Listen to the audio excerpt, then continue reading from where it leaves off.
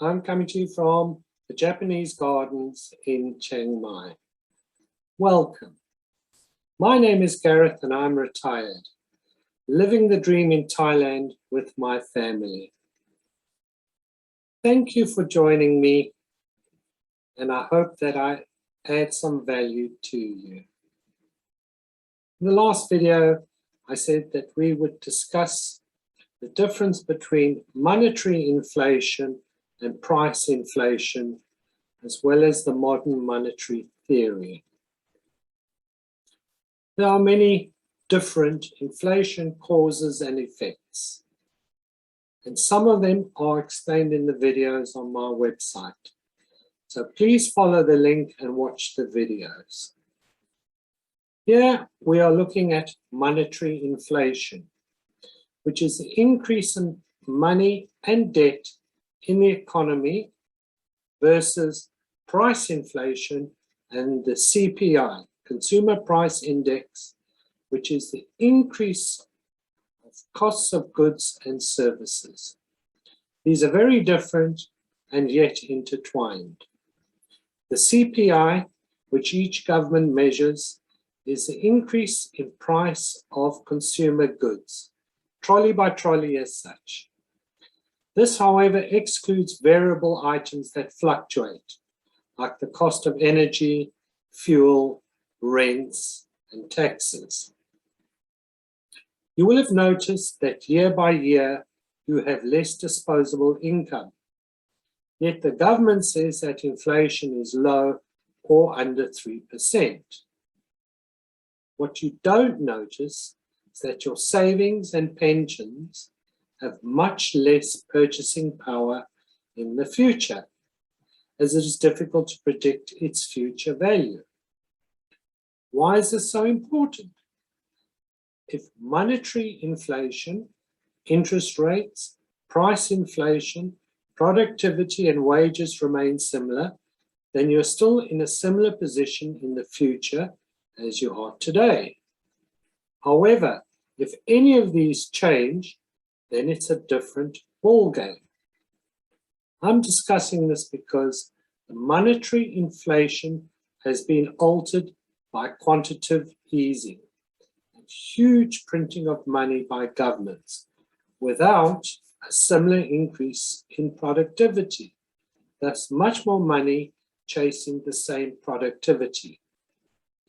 As you alter one variable, the other should change to keep in balance.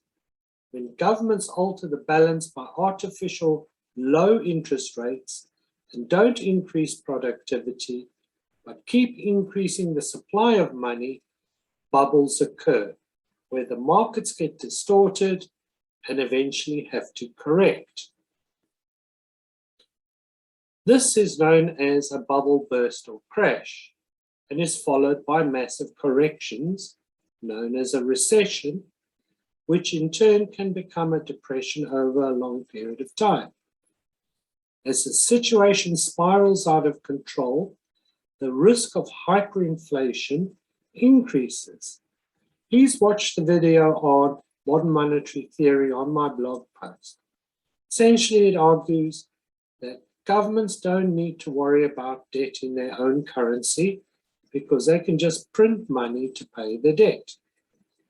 When the supply of money is increased faster than productivity, after a period of time, it devalues in the form of price inflation.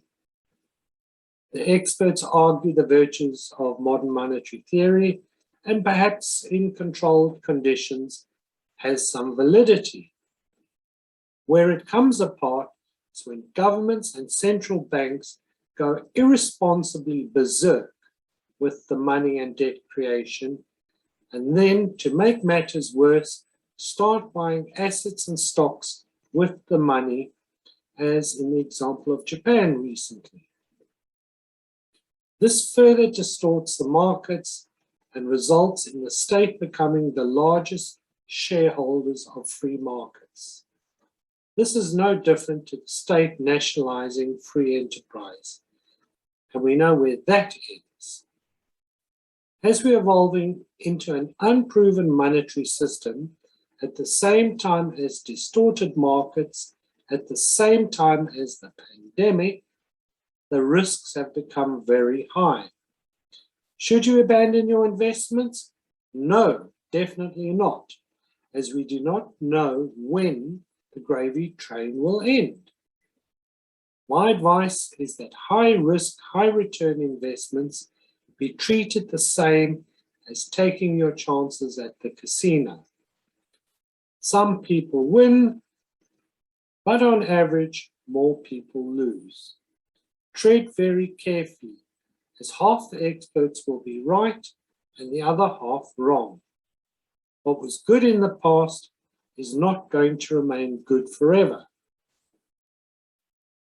Don't let greed blind your vision to the risks. When you go to the casino, you should only gamble what you can afford to lose, and not your family's home, pension, and family's financial future. Imagine you are canoeing down a river. Some experts told you there is a huge waterfall with a rainbow and a pot of gold, and you can become rich quickly. The other experts have warned you that the waterfall is high, the current is very strong, and if you go over the edge, you will be ruined.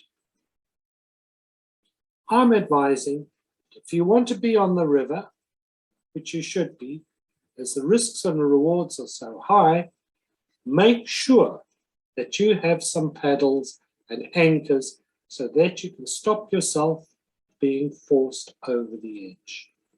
Spread your risks so that you're still on the water and have some backup to secure your family's financial future if the rainbow and pot of gold suddenly disappears. Fear, to make bad situation even worse, makes people sell their paper wealth at the worst time possible, in a crash, and make huge losses.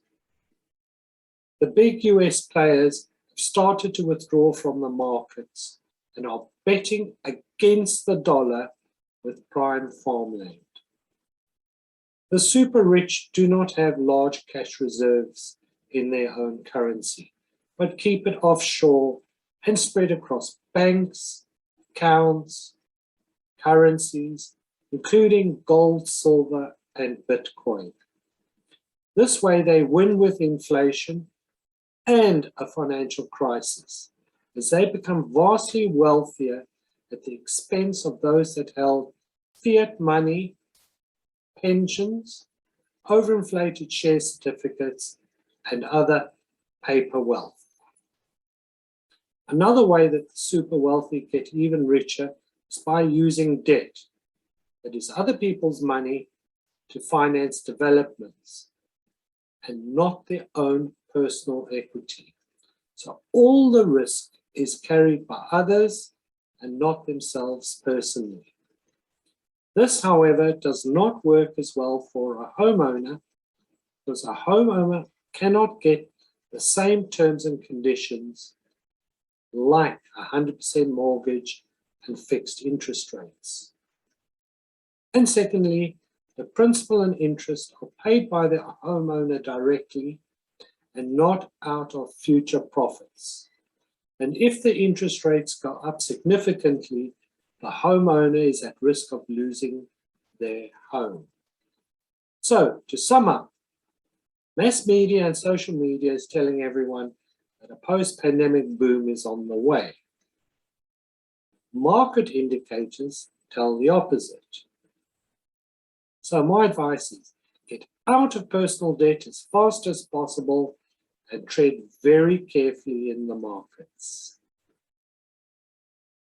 In my next movie, I will be discussing how you can create alternative income streams online.